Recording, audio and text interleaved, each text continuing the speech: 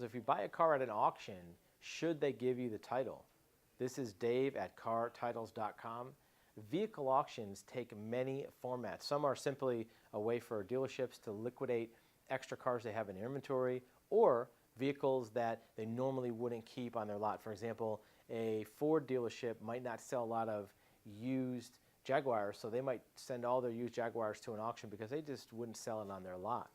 Some auctions are for liquidation of vehicles that are damaged, like salvage vehicles or destroyed vehicles.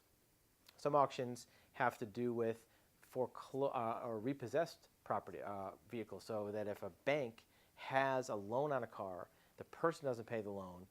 Dog the Bounty Hunter repossesses it and now goes to an auction to sell it because they're required to sell it for a public auction price so that the person who owed the money doesn't get ripped off and their car doesn't get sold for too cheap. Either way, that auction needs to represent what the title status of that vehicle is.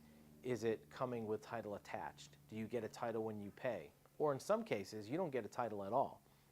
Each one of those scenarios will be documented on the sale paperwork and also by a series of lights above the auction when the car is going through the lane. Usually a green light means title's clear, yellow light might mean salvage title, red light might be title attached. Each auction uses a different series of lights, but it's important to make sure as a buyer you understand what title or not is coming with that vehicle. Talked to a client this week where they bought a vehicle from an auction, didn't get a title, and we researched the paperwork and found that it was very clearly identified on that auction paperwork that it was no title available because it came from the federal government and they're not selling that vehicle to be used on the road as a car. It was sold to be used for parts only. So be clear when you're buying a car at an auction what the terms and conditions are to make sure you get the title that you're expecting. If you have questions about titles on vehicles, you can reach us at our website at cartitles.com.